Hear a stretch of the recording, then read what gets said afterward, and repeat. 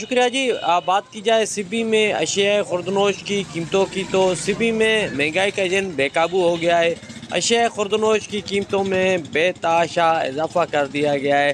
منافع خور شہریوں کو جو ہے دونوں ہاتھوں سے لوٹ رہے ہیں. اس حوالے سے شہریوں سے جاننے کی کوشش کرتے ہیں وہ کیا کہتے ہیں. تقریباً سخت مہنگائی ہے. مہنگائی کے چکی میں پس رہی ہے. دوسرا سبی سبی کے ریڑھی بان جو ہیں، فروٹ ہے، سبزی ہے، سب کچھ انہوں نے اپنے مہنگے دام بیچ رہے. پریس کمیٹی یہاں پر غیر فعال ہے کہ میں ضلع انتظامیہ سبی سے اپیل کرتا ہوں اور گورنمنٹ بلوچستان سے اپیل کرتا ہوں کہ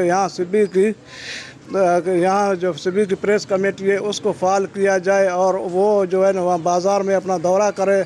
جو اپنے مہنگے دام بیچ رہے ہیں سبزی بان والے، فروٹ والے، ان کے اوپر کارروائی کرے اور منافع بخشوں کے خلاف سخت کارروائی عمل میں لائی.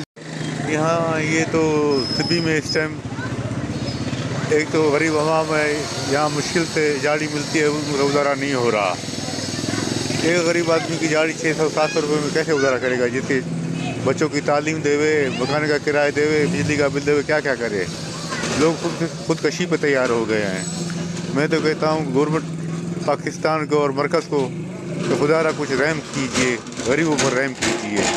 یہاں پر شہریوں کی باتیں جانی. شہریوں کا یہ کہنا ہے کہ منافع خواہ اور شہریوں کو دونوں ہاتھوں سے لوٹنے میں مصروف ہے. سبزی فروشوں نے اپنے من مانے ریٹوں پر سبزیاں فروخت کر رہے ہیں، جبکہ دکانداروں کی جانب سے جو اشیاء خوردنوش کی قیمتوں میں بے تحاشا اضافہ کر دیا گیا ہے. یہاں پر شہریوں نے حکومت بلوچستان اور ضلع انتظامیہ سبی سے مطالبہ کیا ہے کہ سبی میں پرائس کنٹرول کمیٹی کو فعال کیا جائے اور شہریوں کو جو ہے ریلیف فراہم کیا جائے.